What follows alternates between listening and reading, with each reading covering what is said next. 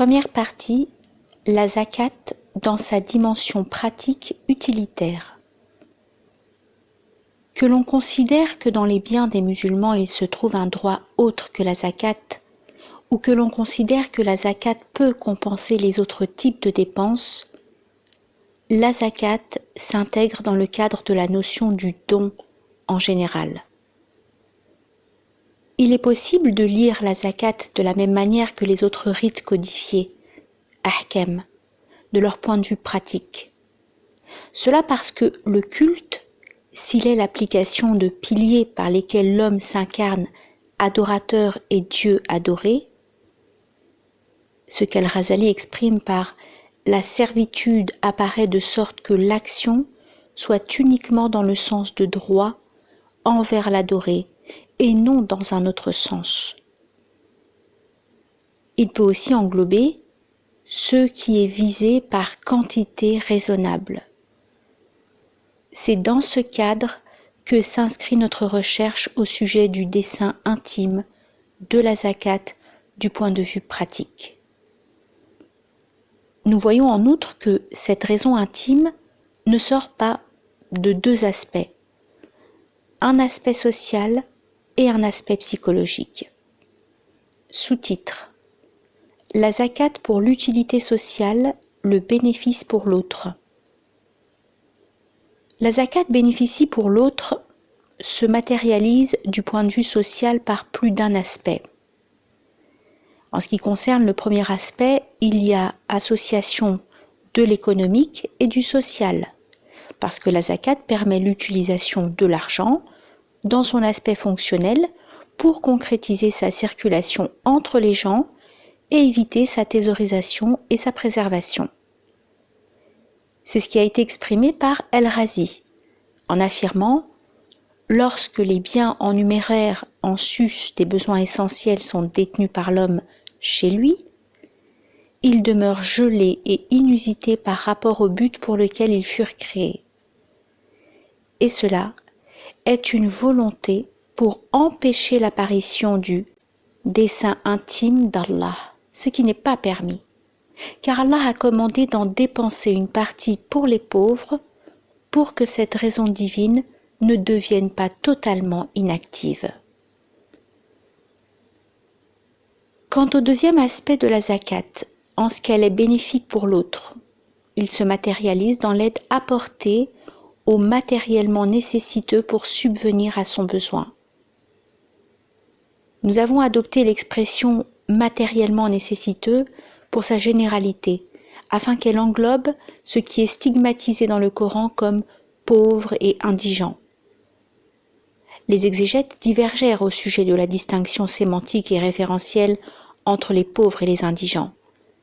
Certains ont fait de l'appartenance à une religion déterminée un critère de distinction entre les deux types, puisque Ikrima dit « Ne dites pas aux pauvres parmi les musulmans indigents, mais les indigents font partie des gens du livre. » Certains exégètes firent de la migration, al-hijra, une caractéristique pour distinguer entre les pauvres et les indigents. Ainsi, Al-Kafal transmis dans son tafsir de la part de Jaber ibn Abdallah qu'il a dit « Les pauvres sont les pauvres des immigrants et les indigents sont ceux qui n'ont pas immigré. » D'autres exégètes firent la distinction entre les pauvres et les indigents selon la concrétisation de leurs besoins en demande. Ainsi, le pauvre serait celui qui est le nécessiteux, qui n'ose pas quémander, et l'indigent, le nécessiteux qui quémande. Mais certaines anecdotes peuvent matérialiser l'antisémantique pour donner l'inverse. Le pauvre serait celui qui quémande, et l'indigent celui qui n'ose pas quémander. Un groupe d'exégètes est allé jusqu'à distinguer entre le pauvre et l'indigent selon la nature du besoin. Et ils dirent que l'indigent est celui qui habite là où il se trouve parce qu'il n'a pas de domicile. Et ceci montre le comble du malheur et de la misère. Et ils transmirent de la part d'Al-Asma'i et d'Abi Amru ben al-A'la qui avait dit « Le pauvre est celui qui a de quoi manger, l'indigent est celui qui n'a rien. Mais quoi qu'ils aient divergé sur la détermination du critère du pauvre et de l'indigent, les exégètes s'étaient mis d'accord sur le rôle de la zakat pour combler le besoin et des pauvres et des indigents, que ce soit d'un point de vue humaniste, qui croit qu'aider le nécessiteux est un devoir, ou d'un point de vue pragmatique préventif, qui considère que cette aide est une prévention sociale de la délinquance et de l'anarchie qui peuvent apparaître dans la société comme conséquence du dénuement. Al-Razi matérialise ces deux points de vue de la meilleure façon en disant « Quant au pauvre, il n'a absolument rien du tout. Et si certaines personnes ne lui octroient pas une part des biens des riches, il restera brisé sans avoir de quoi s'en remettre. » Et d'ajouter dans un autre endroit que si les riches n'avaient pas entrepris de sortir les pauvres de leur ennui, ceux-ci, à cause de leur indigence, auraient rallié les ennemis des musulmans ou bien auraient commis des actions blâmables telles que le vol ou autres. L'obligation de la zakat a donc cette utilité et il fallait attester son obligation. Il semble aussi que la zakat est un autre aspect d'utilité sociale matérialisé par sa parole. Les sadaqat ne sont destinés que pour les pauvres, les indigents, ceux qui y travaillent, ceux dont les cœurs sont à gagner à l'islam, l'affranchissement des coûts, ceux qui sont lourdement endettés, dans le sentier d'Allah et pour le voyageur en détresse. C'est une imposition d'Allah et Allah est omniprésent et sage. Sourate 9, verset 60. Ce verset détermine les couches pour lesquelles, en principe, la zakat doit être payée. Et nous avons détaillé le propos en ce qui concerne le dessein social de la dépense pour les pauvres et les indigents, qui ne dépasse pas le sens répandu du comblement des besoins et de l'aide aux nécessiteux. Le paiement de la zakat aux voyageurs en détresse peut s'inscrire dans le même cadre car le voyageur en détresse, méritant l'aumône, as-sadaqa, est celui qui veut voyager pour une raison ne comptant pas pour un péché, mais qui est incapable de réaliser son voyage sans aide. Pareil cas est une forme de besoin qui appelle à secourir le pauvre. L'affranchissement du coût, l'esclave, fait partie aussi de l'aide aux nécessiteux, considérant que c'est une concession d'argent représentée par le coût affranchi au profit de l'esclave qui acquiert ainsi sa liberté. Nous pouvons comprendre l'octroi de la zakat à ceux qui y travaillent comme une forme de salaire aux encaisseurs qui méritent une quote-part sur ce qu'ils prélèvent. Parce qu'en obligeant les musulmans à payer la zakat, ils concrétisent sa dimension sociale. Il est toutefois bon de signaler que les anciens, bien qu'ils aient mis le doigt sur l'importance de la zakat dans la satisfaction des besoins et la limitation de la pauvreté, n'avaient pas focalisé sur sa portée sociale. Il est toutefois bon de signaler que les anciens, bien qu'ils aient mis le doigt sur l'importance de la zakat dans la satisfaction des besoins et la limitation de la pauvreté, n'avaient pas focalisé sur sa portée sociale. Par contre, nous trouvons les modernistes insister sur cette dimension, et de quelle manière ? Pour n'en citer qu'un aspect, nous ne trouvons chez les exégètes anciens aucune allusion aux expressions solidarité et solidarité sociale, alors que la même expression est réitérée dans l'exégèse de Qutb, fi Vilal al-Qur'an, en relation avec la dépense. Bien plus. Qutb affirme que la zakat est un impôt de solidarité sociale entre les nantis et les économiquement faibles, organisé par l'État qui se charge de le collecter et de le distribuer, et qu'elle réalise en même temps ce que réalisent l'assurance et la sécurité sociale dans des limites plus larges. Les modernistes sont allés plus loin encore, en reprochant aux anciens de ne pas avoir focalisé sur la dimension sociale de la zakat. C'est ainsi que Radwan el-Sayed Blam el-Ghazali, en déclarant « Mais de la même manière qu'il avait dédaigné le sens social et politique de la prière du vendredi, el-Ghazali persiste et dédaigne ici le sens de la solidarité dans la zakat, en insistant sur le sens de purification et de fructification. » Cette focalisation moderne sur la dimension sociale de la zakat, en contrepartie de l'occultation de la dimension spirituelle, dévoile ce que nous avons déjà indiqué dès l'introduction sur l'hégémonie des lectures apparentes, superficielles, des piliers de l'islam, sur les lectures intérieures et profondes. Sous-titre: La zakat pour l'utilité politique, le profit pour le moi société.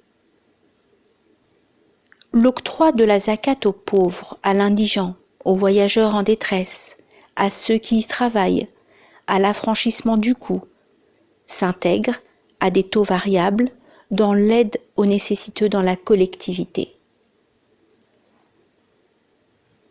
Quant à l'octroi de la zakat à ceux dont les cœurs sont à gagner à l'islam, il ne comble pas un besoin matériel de celui qui la reçoit, car ceux dont les cœurs sont à gagner à l'islam se divisent en classes. On y trouve le non-musulman qui donne une part de la zakat pour entrer en islam. On y trouve le musulman qui donne une part de la zakat pour parfaire son islam et raffermir son cœur. On y trouve aussi celui à qui on donne la zakat en espérant gagner ses semblables à l'islam. Et on y trouve enfin celui qui bénéficie de la zakat pour repousser tout préjudice pouvant atteindre le territoire des musulmans des extrémités du pays. L'octroi de la zakat à ceux dont les cœurs sont à gagner à l'islam, avec ses sens, ne sort pas du concept de l'utilité sociale.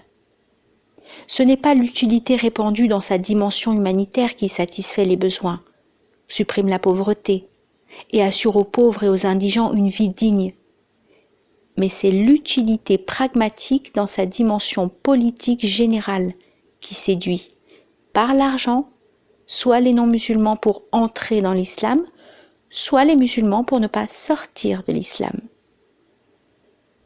C'est dans le premier aspect que s'inscrit le don du prophète, bénédiction et paix sur lui, à Safwan ben Umayya, d'une part du butin, de la conquête de Hunayn, à laquelle il avait assisté auparavant en idolâtre. Il dit « Le messager n'avait pas encore fini de lui donner jusqu'à ce qu'il devienne celui qui l'aimait le plus, alors qu'il était celui qui l'abhorrait le plus. » Et c'est dans le deuxième aspect que s'inscrit son don de 100 chameaux, bénédiction et salut sur lui, le jour de la bataille de Hunayn, à un groupe de vaillants fraîchement affranchis et leurs dignitaires. Il dit alors « Je donne à cet homme alors que d'autres me sont plus attachés que lui, de peur qu'Allah l'étale sur sa face dans le feu de l'enfer. » Ceux qui furent comptés par Ibn al-Arabi dans les Ahkam parmi ceux dont les cœurs sont à gagner à l'islam sont au nombre de 39. Mais il eut divergence à leur sujet, car Ibn al-Arabi dit « Abu Ishaq, c'est-à-dire le Qadi Ismaïl ben Ishaq, compta Muawiyah ben Abi Sufyan parmi eux, alors qu'il n'en faisait pas partie. Car comment pouvait-il en être ainsi alors que le prophète, alayhi salatu wassalam, lui confia en toute sécurité la révélation d'Allah et son Coran et fit de lui un proche très intime. Ce qui importe, c'est que ce type de don politique fut l'objet de divergences entre les exégètes après le prophète, alayhi salatu wassalam. D'aucuns considérèrent qu'il se limitait à l'époque du messager, qu'il devait être abrogé après sa mort et qu'il devenait ainsi caduc et nul. C'est ce que concrétisa Omar ibn al-Khattab, qui considéra que leur part, ceux dont les cœurs ont été gagnés à l'islam, fut rompue par la puissance de l'islam. Ce fut aussi l'avis d'Al-Hassan, d'Al-Sha'bi, de Malik ibn Anas et de Abu Hanifa. Omar considéra aussi qu'Allah enrichit la religion de l'islam par la multitude de ses partisans. L'islam n'a donc plus aucun intérêt à payer de l'argent des musulmans pour gagner les cœurs de ceux que l'islam n'a pas réussi à conquérir. À l'opposé de Omar ibn al-Khattab, certains exégètes avaient vu que le don de la zakat à ceux dont les cœurs sont à gagner à l'islam est une chose qui peut se perpétuer, à condition que cela se limite uniquement aux musulmans. Al-Wahidi dit ainsi à ce sujet: Allah dispensa les musulmans de gagner les cœurs des associationnistes. Mais si l'imam voit qu'il doit gagner les cœurs de certains pour des intérêts quelconques qui seraient profitables aux musulmans, cela est permis s'ils sont musulmans, car il n'est pas permis de dépenser une part de la zakat au profit des associationnistes. Un autre groupe d'exégètes avance que rien dans le Coran ou la Sunna n'abroge le don de la zakat à ceux dont les cœurs sont à gagner à l'islam. C'est ce qu'illustre Al-Razi quand il affirme: ce qui est authentique, c'est que cette prescription n'est pas abrogée et que c'est à l'imam de conquérir un groupe sous cette description et de leur payer la part destinée à ceux dont les cœurs sont à gagner à l'islam, parce qu'il n'y a absolument aucune preuve de son abrogation. Quelle que soit aujourd'hui la position à l'égard de l'octroi de la zakat à ceux dont les cœurs sont à gagner à l'islam, ce qui est sûr et établi est que la législation de cet octroi, qu'elle soit considérée comme légalisation historique ou absolue, signifie que la zakat dépasse, dans sa perspective utilitaire, sa dimension sociale humanitaire d'aide à autrui, pour pénétrer la dimension pragmatique politique par le soutien de la communauté, c'est-à-dire le groupe. Sous-titre: la zakat pour l'utilité psychique, le profit pour le moi singulier. Notre lecture de la zakat fait qu'elle n'est pas limitée à sa dimension sociale utilitaire pour autrui dans le sens général du terme, car à côté de cela, elle est un profit pour l'individu musulman qui donne la zakat. Dieu s'adresse à ceux qui refusent de dépenser par sa parole, et quand on leur dit dépenser de ce que Dieu vous a attribué, ceux qui ont mécru disent à ceux qui ont cru: nourrirons-nous quelqu'un qu'Allah aurait nourri s'il l'avait voulu? Vous n'êtes que dans un égarement évident. Sourate 36, verset 47. Ces égarés se sont imaginés que Dieu les a appelés à dépenser dans le but d'aider le nécessiteux. C'est pour cela qu'ils s'étaient lancés dans leur polémique avec les croyants, leur rappelant que c'est Dieu qui est le grand pourvoyeur. Et en cela, ils s'associent avec les Juifs dont le Coran a transmis leurs propos. Allah a certainement entendu la parole de ceux qui ont dit: Allah est pauvre et nous sommes riches. Sourate 3, verset 181. Ceux-là, quelles que soient les significations multiples de leur dire, sous-entendent tous en fait que la dépense est un profit pour celui qui en bénéficie et ne se sont pas aperçus que l'appel à la dépense est aussi un appel à la réalisation de l'intérêt et du profit du dépenseur. Il peut certes venir à l'esprit que l'aspect le plus saillant de ce profit est la récompense de la zakat considérée comme un profit dans la vie ultime pour le donneur de la zakat. Bien que les exégètes aient insisté sur le fait que la zakat réalise la récompense de la vie ultime, car y a-t-il plus misérable que celui qui ne présente pour soi-même quelque chose que son pourvoyeur lui emprunte, en dépit de son grand besoin pour cela, après sa mort? Nous allons rejeter dans cette analyse la récompense de la vie ultime pour deux raisons. La première raison est que c'est une analyse inutile, car la zakat ne diffère pas des autres cultes et obéissances dont le musulman attend récompense et gratification eschatologique de Dieu. La deuxième raison est que l'échantillonnage de la récompense eschatologique de celui qui donne la zakat est en relation intime avec le point de vue jurisprudentiel descriptif qui repose sur la détermination de l'injonction et de l'interdiction qui consiste soit à inciter au désir de la récompense de la vie ultime, soit à effrayer par la colère de Dieu. Nous avons affirmé dès le préambule notre désir de focaliser sur les dimensions spirituelles des piliers de l'islam, beaucoup plus que sur ses cadres jurisprudentiels. Le messager de Dieu, bénédiction et paix sur lui, disait à propos du don: « Donnez l'aumône, car elle renferme 6 vertus. 3 d'entre elles sont dans la vie d'ici-bas et 3 dans la vie ultime. Quant à celles de la vie d'ici-bas, elles augmentent la subsistance, fructifient les biens et peuplent les demeures. Quant à celles de la vie ultime, elles voilent la nudité, se transforment en ombre sur la tête et sont une couverture en enfer. » Lorsque nous lisons ce hadith, nous occultons les bienfaits de la zakat dans la vie ultime et nous les rattachons à la volonté de Dieu comme invisible, inconnaissable, qui englobe tout ce qu'œil n'a vu ni oreille entendu. Nous nous arrêtons par contre sur le profit matériel qui consiste en l'augmentation des biens et la fructification de l'argent. Et partant, nous considérons ce profit matériel terrestre comme le premier aspect des dimensions spirituelles de la zakat.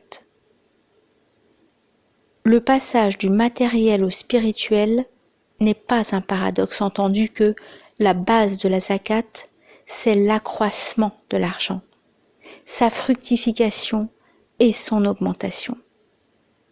Et de là, il a été dit Zaka az-zarwa, la plantation a fructifié, lorsqu'il y a abondance de ce que Dieu en fait sortir.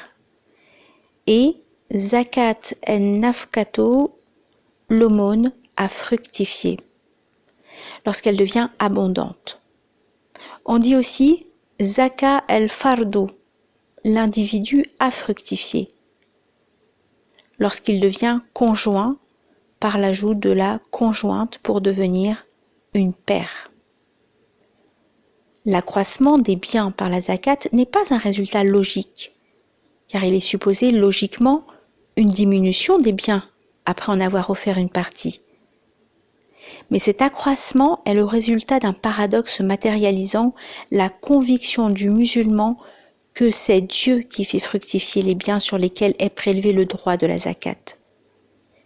C'est ce que corrobore Al-Tabari quand il dit « On a appelé la zakat zakat, qui est un bien prélevé sur un bien, à cause de la fructification par Dieu, en le faisant sortir du bien duquel elle a été sortie, de ce qui reste chez le possesseur de ce bien. »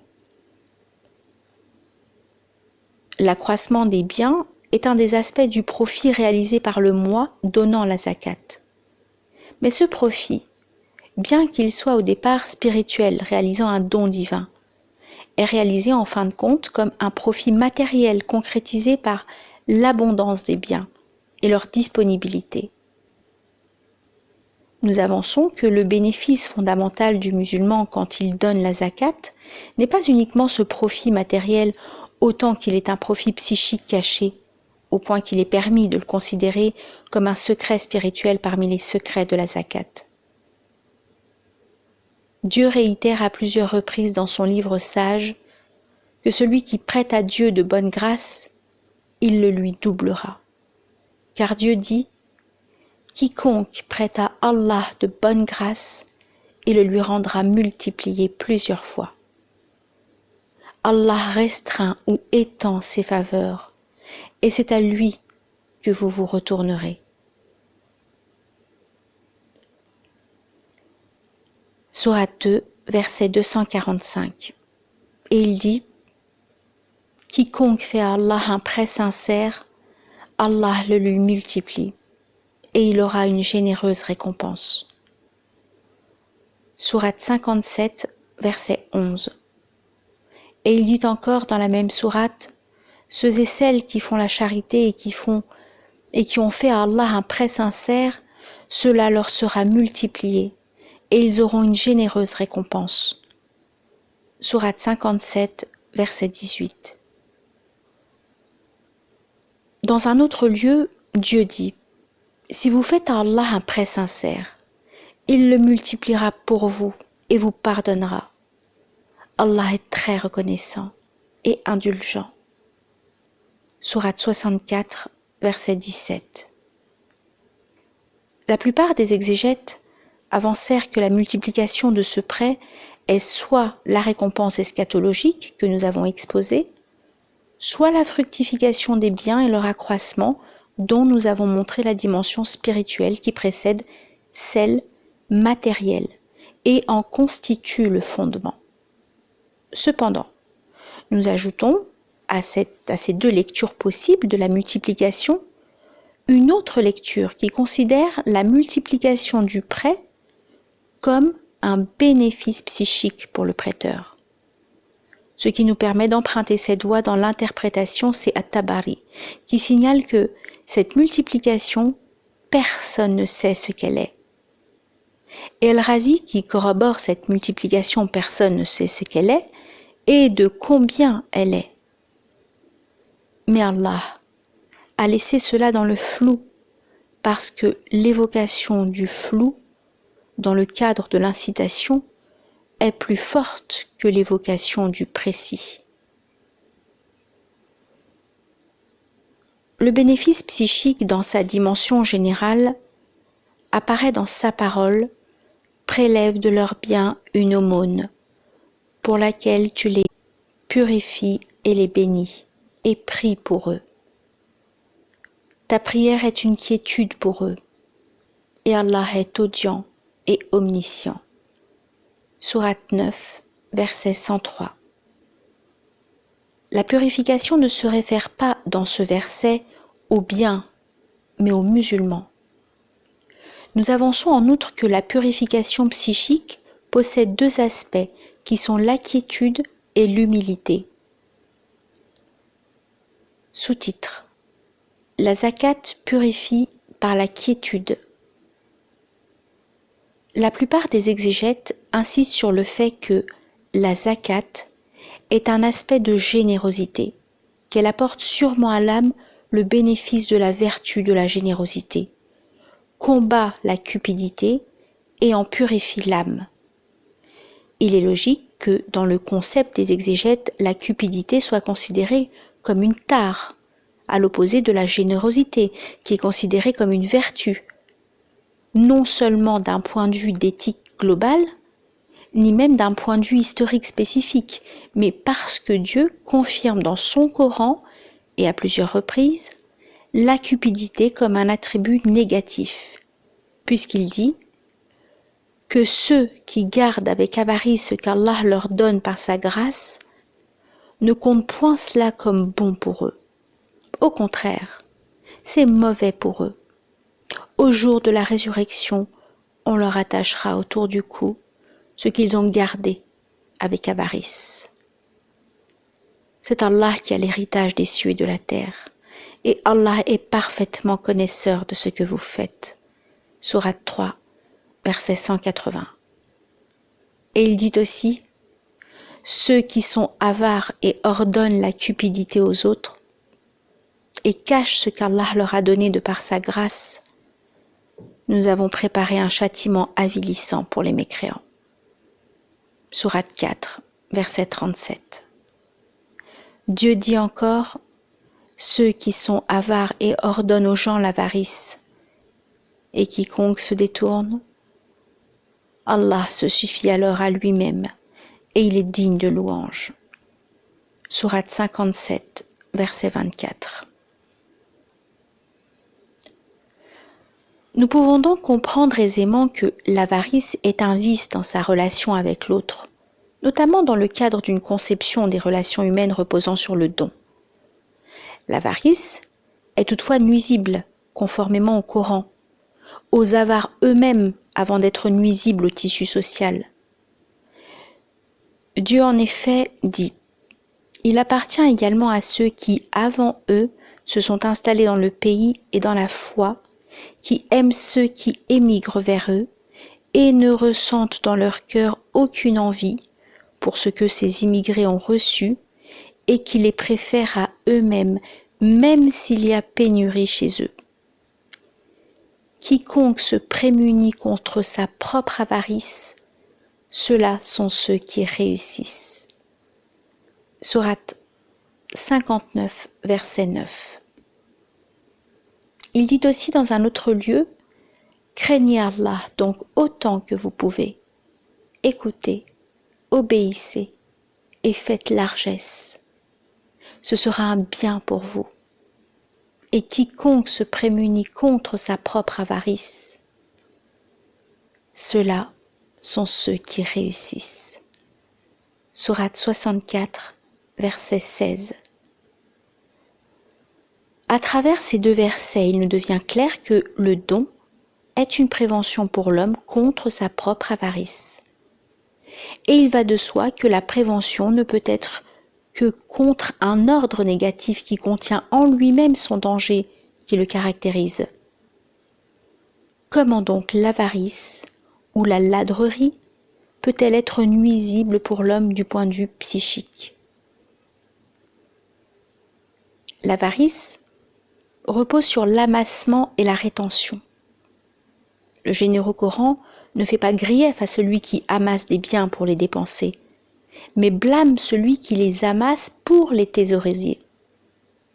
C'est dans ce sens que Dieu annonce à ceux qui thésaurisent l'or et l'argent et ne les dépensent pas dans la voie de Dieu un châtiment douloureux. L'amassement des biens est une course effrénée à l'entassement des objets matériels, et l'absence de leurs dépenses montre que le but de l'amassement n'est pas la satisfaction des besoins terrestres, mais une tentative de réaliser un besoin psychique qui n'est autre que le sentiment de quiétude absolue par la présence des biens thésaurisés. L'amassement des biens et leur rétention deviennent alors une course effrénée pour combler un gouffre à la bouche largement ouverte que les biens n'arriveront point à boucher. Vass a démontré dans sa psychanalyse de la relation de l'homme avec l'argent que l'individu a l'illusion, par sa course à la possession de tout, qu'il ne sera démuni de rien. Et il affirme « Les riches ne mettent jamais un terme à la passion de la richesse, même s'ils se sont emparés de la terre tout entière. Les pauvres s'efforcent de les devancer, et une sorte de frénésie incurable, une force incoercible, une maladie dont on ne peut guérir, saisit toutes les âmes. » Nous avons déjà indiqué dans des écrits précédents que les besoins matériels ne peuvent pas donner à l'homme une réponse sur le sens de son existence dans l'univers. Car dès qu'il satisfait un de ses besoins, l'homme se trouve devant un autre besoin, et ainsi de suite. Nous avions montré également que la pauvreté de l'homme ne peut guère être comblée par l'amassement matériel de quelque nature que ce soit, dès lors que c'est une pauvreté essentielle qui repose sur le manque à être inhérent à l'être humain. Tant que l'homme persévère dans l'entassement et le refus de s'acquitter de la zakat, il ne trouvera jamais la quiétude. Et comment l'atteindra-t-il alors qu'il échange le désir pour l'autre absolu contre les besoins immédiats et périssables ? Comment peut-il atteindre alors qu'il échange l'acceptation de son manque originel contre une course effrénée vers l'illusion de la possession absolue ? Le don de la zakat et son institution comme l'un des piliers de l'islam aide l'individu à sortir de la frénésie de l'amassement qui ne fait que lui rajouter angoisse et crainte. Ce don est bénéfique à l'âme humaine en l'amenant à briser le mouvement de l'amassement qui n'aboutit pas à une issue vers un comportement différent avec les biens. Comportement qui reniera ces biens comme objectif essentiel pour en faire un simple moyen de satisfaction des besoins. Dans notre lecture de quelques versets du Coran, nous trouvons une confirmation de cette interprétation psychique telle sa parole. Mais pas vraie piété le fait de tourner vos visages vers le levant et l'occident. Est vraie piété le fait de croire en Allah, au jour dernier, aux anges, aux livres et aux prophètes, d'offrir par amour d'Allah son bien aux proches, aux orphelins, aux indigents, aux enfants des chemins, à ceux qui demandent assistance, et aussi pour affranchir les captifs. Sourate 2, verset 177. Et il dit encore, et offre la nourriture par amour d'Allah aux pauvres, à l'orphelin et aux prisonniers. Sourate 76, verset 8. L'affirmation du Coran que donner des biens en dépit de l'amour de l'homme pour ses biens est une affirmation significative. Le plus important dans le don, c'est qu'il matérialise la brisure de la passion maladive de l'âme qui repose sur l'amour des biens, sur l'amassement pour l'amassement, d'une manière qui n'étanche pas la soif et ne donne pas à l'homme une réponse sur le sens de son existence. La zakat rappelle que ce n'est pas le toujours plus qui apporte le bien-être, mais la dose juste. À une époque où l'amassement, la quantité et la consommation deviennent les déterminants pour l'individu, et à une époque où la plupart des gens se mettent à imaginer que le bonheur ne peut être réalisé qu'en amassant le plus possible de biens matériels, la zakat rappelle, en prescrivant le don à partir de l'accumulation d'une quantité déterminée de biens durant une période particulière, que l'essence de l'homme n'est pas la possession et l'accumulation. La zakat rappelle également que l'essence du manque ne se comble pas par l'accumulation des biens matériels. Elle contribue à tranquilliser l'individu en lui rappelant que le riche véritable est celui qui est au-dessus du cercle vicieux de la possession. La sérénité dans ce sens est un signe de paix et de quiétude psychique, à l'opposé de la doléance qui n'est pas exaucée, la soif qui n'est pas étanchée et le gouffre qui n'est pas comblé. Sous-titre: La zakat purifie par l'humilité. Dieu définit la relation du musulman avec les biens en disant: Croyez en Dieu et en son messager, et dépensez de ce dont il vous a accordé la lieutenance. Ceux d'entre vous qui croient et dépensent pour la cause d'Allah auront une grande récompense. Sourate 57, verset 7. Ce verset montre qu'il a été accordé aux musulmans la gérance des biens et qu'il lui incombe de les dépenser. Nous avons indiqué précédemment le danger de la conservation et l'accumulation des biens sur l'âme humaine et démontré ce qui peut résulter de la dépense de ces biens comme sérénité et quiétude. Et à ce niveau, nous voudrions élucider la notion de la lieutenance-gérance des biens et explorer ses dimensions psychiques. Certains exégètes circonscrivent le verset de la lieutenance-gérance dans un contexte historique particulier. C'est le cas d'El-Bagawi, qui considère que Dieu s'adressait aux mécréants de Mecca à propos des biens qui étaient entre les mains d'autrui. Dieu les anéantit et donna ces biens aux Qurayshites, qui en sont devenus alors les lieutenants, khulafa, de ceux qui précédèrent. El-Tabari élargit le cercle sémantique de la lieutenance de Quraysh au reste des hommes et considéra que les hommes doivent dépenser, dans la limite de la permission de Dieu, de l'argent qu'il leur fit hériter de leurs prédécesseurs, faisant ainsi d'eux leurs successeurs pour cet argent. Avec cette lecture, la lieutenance signifiera le passage des biens à travers les générations d'un groupe à l'autre. Cependant, le sens le plus profond de la gérance repose sur le fait de considérer que les biens, tous les biens, sont la possession de Dieu et que l'homme est un gérant de ces biens, dépensant ce qui est la possession de Dieu. El-Razi exprima ce sens de la meilleure expression en disant « Les biens qui sont entre vos mains ne sont que les biens de Dieu, car c'est lui qui les a créés. Ensuite, il les a mis entre les mains du contribuable et sous sa gestion pour en profiter selon les prescriptions de la loi. Dans sa gestion de ses biens, le contribuable prend la position du délégué, du vicaire et du successeur. Il se devait alors de vous faciliter la dépense de ses biens, comme il facilite aussi à l'homme la dépense en prélevant des biens d'autrui si la permission lui est accordée. En prenant conscience qu'il est successeur gérant des biens, l'homme se rappelle à chaque instant que ces biens dont il dispose ne sont pas sa possession, mais c'est celle de Dieu. Les biens sont un dépôt chez l'homme.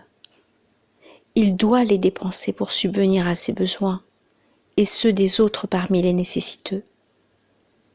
L'anecdote suivante est tout ce qu'il y a de mieux pour exprimer ce sens. On raconte qu'il a été demandé à un bédouin « À qui sont ces chameaux ?» Il dit « Ils sont à Dieu, mais en dépôt chez moi. » Sur la base de cette arrière-pensée théorique, la zakat et d'une manière plus générale la dépense dans le sentier de Dieu ne sont pas à prendre comme un octroi du possesseur des biens ou un don de sa part à l'autre pour devenir une restitution de l'argent à son possesseur originel et unique qui est Dieu. Cette restitution ne facilite pas uniquement la dépense et la fait désirer comme l'avait décidé El-Razi, mais contribue à l'établissement d'une distance entre l'homme et les biens qu'il possède. Distance qui pourrait dépasser les biens pour englober tout ce que l'homme possède, ou plutôt tout ce qu'il a l'illusion de posséder. Les biens ne sont pas le seul dépôt que Dieu confia à l'homme, en faisant de lui son vicaire, mais tout ce qui est dans la vie d'ici-bas et avec lequel l'homme est en relation est en quelque sorte un dépôt temporaire entre ses mains. Le possesseur est unique, sans aucun associé avec lui. Et c'est ce que Dieu met en exergue dans de nombreux versets, en affirmant qu'à lui appartient le royaume des cieux et de la terre. L'homme ne possède même pas sa propre âme pour prétendre posséder les biens. Le croyant ne se rappelle-t-il pas que nous sommes à Dieu et qu'à lui nous retournerons qu'en cas de calamité? La deuxième phrase du verset « À lui nous retournerons » est une déclaration de vivification.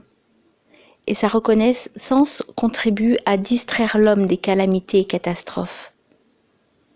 Car il se rappelle en permanence qu'il retournera à Dieu après sa mort. Par la résurrection, avec la récompense de celui qui a fait du bien et le châtiment de celui qui a fait du mal. Quant à la première phrase « Nous sommes à Allah », elle est, par l'expression d'El-Naïsabouri, une allusion à l'origine. C'est-à-dire qu'elle décrit l'état de l'homme dans la vie d'ici-bas avant sa mort. Cette phrase nominale déclare que l'homme est à Dieu et a signifie la possession.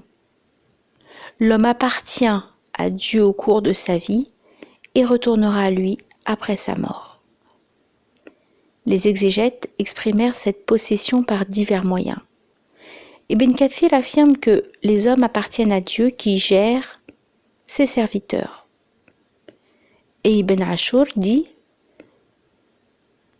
des croyants, Ils savent, au moment des calamités, qu'ils appartiennent à Dieu qui les administre comme il veut. La profonde conscience de l'individu, qu'il est lui-même la propriété de Dieu, dépasse son acceptation du décret préalable de Dieu et son agrément de ses jugements. Elle dépasse également sa remémoration que les biens qu'il donne comme zakat ne sont pas les siens et qu'il ne dépense que de la subsistance qui lui a été accordée par Dieu, l'unique possesseur. Cette conscience profonde dépasse tout cela pour matérialiser l'acceptation par l'homme de son rang dans l'univers et pour matérialiser également sa perception des limites de son statut dans la vie. L'homme est en effet second dans l'univers, précédé nécessairement par le premier absolu, quelle qu'en soit notre conception. Cette position comme serviteur de Dieu, du point de vue du croyant, approfondit en lui l'humilité et la conscience des limites. La liberté réelle de l'individu n'est pas dans l'allégation de la mort de Dieu et son remplacement par des signes formalistes vides, mais elle réside dans la sérénité, l'humilité et la résignation.